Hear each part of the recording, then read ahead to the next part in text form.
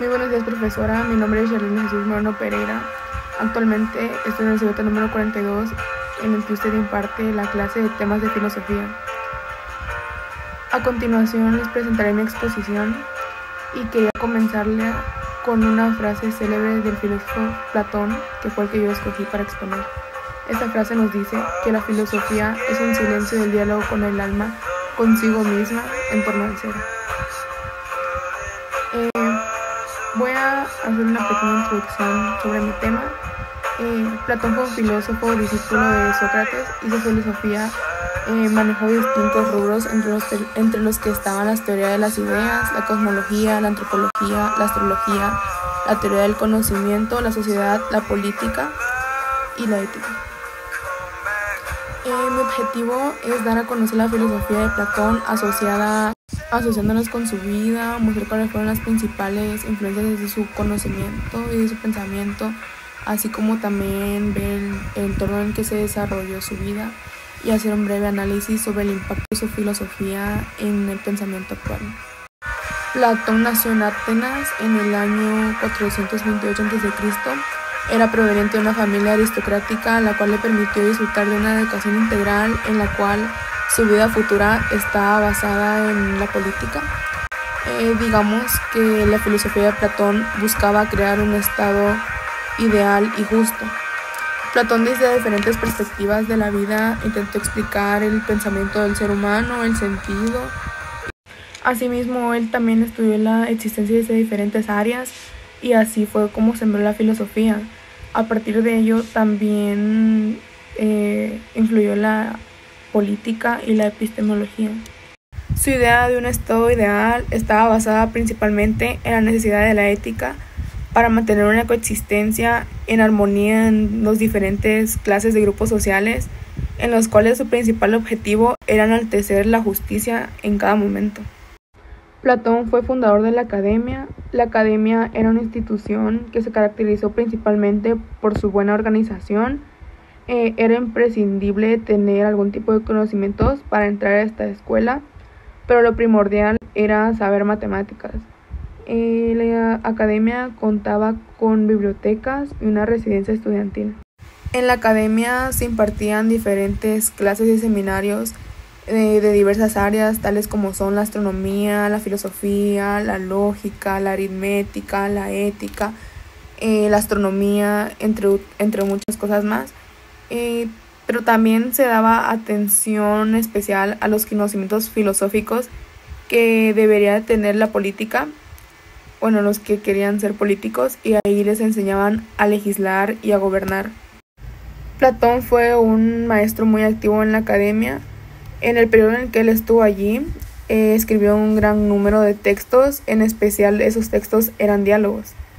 Asimismo, cabe mencionar que Aristóteles fue un alumno de Platón, el estudiante de la Academia, lo cual podría decirse que fue su discípulo entre el año 367 a.C. Con él trabajó la filosofía, desarrolló su filosofía y también entabló una gran amistad. Pensamientos y doctrinas. Platón fue fundador del método filosófico que consistía en el regreso de los fenómenos del mundo sensible hacia las ideas. Para poder entender ese mundo sensible es importante el alma, que es inmortal, y por lo tanto también el fin de las ideas. Esto es para que hayamos que tenerlas presentes, aunque deban ser ejercidas y puestas en prácticas. Aportaciones. Sus principales aportaciones fueron la doctrina de las ideas, la superioridad de sabiduría sobre el saber y, por último, la defensa de la dialéctica como un método científico. La teoría de las ideas o teoría de las formas. Para Platón, desde su punto de vista filosófico, existían dos realidades: el mundo sensible y las ideas. El mundo sensible está principalmente enfocado y se refiere a aquel que podemos captar a través de los sentidos y que está puesto a través de mutaciones. La dialéctica como método científico. Platón defendió la dialéctica como un método científico por excelencia.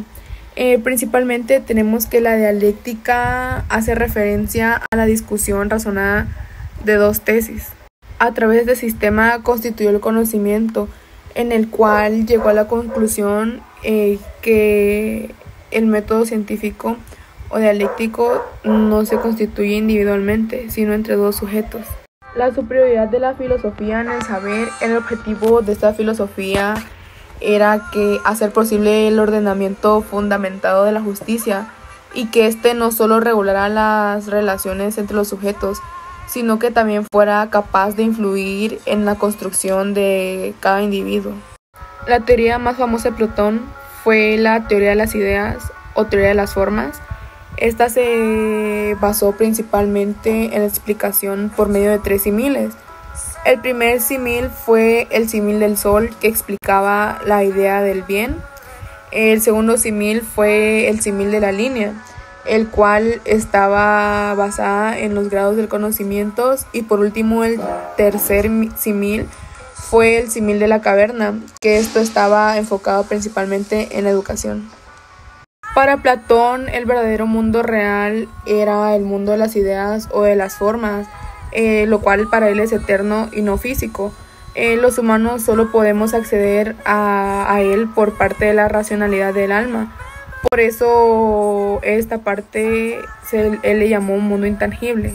Para empezar, debemos tener en cuenta que es una idea. Una idea es una forma o un molde con lo que han sido hechas muchas cosas del mundo en el que vivimos nosotros, principalmente llamado mundo sensible o de las cosas. Platón en esa teoría nos dice de que antes de que existiera el mundo de las cosas, todo esto solo era una masa caótica o móvil. Asimismo nos explica que nosotros mismos moldeamos al mundo basándonos en ideas. Así cada idea le corresponden muchas cosas que la limitan o participan de ella misma. El símil del sol. En la República, Platón discute con sus amigos acerca de la justicia y de cómo conseguir un estado justo con ciudadanos justos.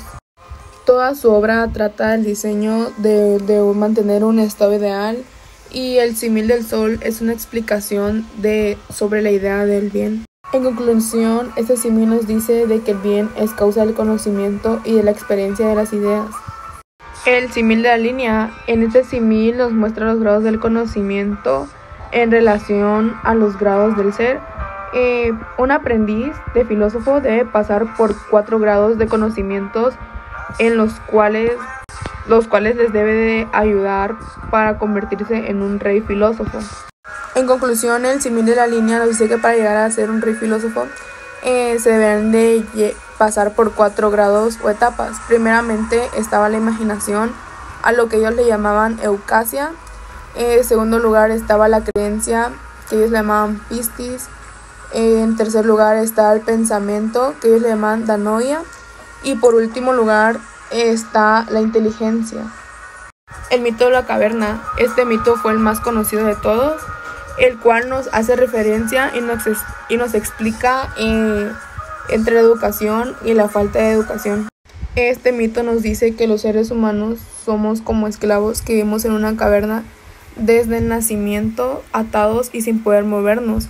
Solo vemos unas extrañas sombras que pasan en la pared o delante de nosotros, y también oímos ruidos extraños de conversaciones.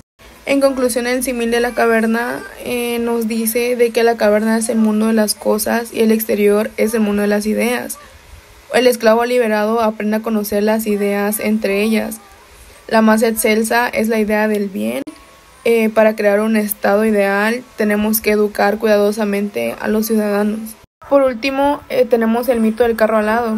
Este mito explica cómo es el alma humana. El mito dice que el alma de los dioses, escalada y campeada por los cielos, es el alma humana que la sigue. Y esa está compuesta de auriga, que monta un carro alado tirado por 2 caballos. Uno de ellos es un bueno y obediente, y el otro es el malo desobediente. En conclusión, este mito nos dice de que el alma de una persona puede conocer mejor las ideas porque ya las recuerda o porque las conoció antes de unirse al cuerpo. El acto de recordar, Platón lo llamó reminiscencia. A continuación les presentaré las obras más importantes que Platón destacó. Principalmente tenemos los diálogos de socráticos o de juventud, los diálogos de transición o época de transición, los diálogos de la madurez o críticos, y por último los diálogos críticos. Los diálogos socráticos o de juventud fueron textos escritos entre el año 393 y 389 a.C., en los cuales se aprecia una gran influencia de Sócrates. Las obras más destacadas fue la Apología de Sócrates, Ión, Eutrifón, Citrón, Cármides, Laques, Protágoras, Lisis y Trasímaco.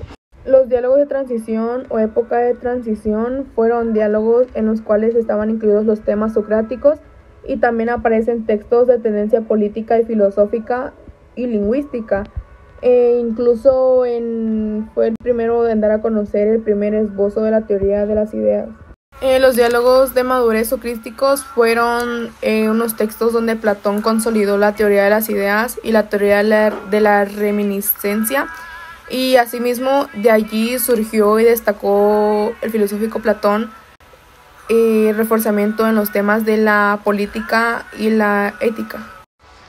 En los diálogos críticos, esta fue la última etapa en los que Platón se dedicó de manera crítica a sus ideas anteriores. Sócrates ya no era el personaje principal, y entonces Platón ahí introduce los temas relacionados con la naturaleza. En este diálogo fue donde la teoría de las ideas perdió su importancia, partiendo desde una perspectiva ontológica. A continuación les dejo una breve lista de las 10 frases más importantes que tuvo Platón. En conclusión, Platón establece una correlación entre el alma y el estado. En el alma de cada uno hay las mismas clases que en la ciudad, y hay en el mismo número. La estructura de la ciudad-estado se debe corresponder con la estructura del alma. Por eso la ética, con su fundamento antropológico, desemboca en la política. Diré también que en la época platónica se vio muy presente la necesidad en la racionalidad del alma, que en nosotros debería controlar nuestras tendencias instintivas del cuerpo humano, en el que la filosofía consista para el cuidado del alma. Tarea muy difícil de realizar si pensamos en el símil de cuando Platón escribe el mito de la caverna, que está en el escrito del número 7 de la República, donde nos dice que el ascenso hacia el exterior del pensamiento libera como un proceso doloroso. Profesora, me despido con esta exposición. Espero que la información que yo agregué en esas diapositivas haya sido la correcta y mi lenguaje al expresarme haya sido el adecuado.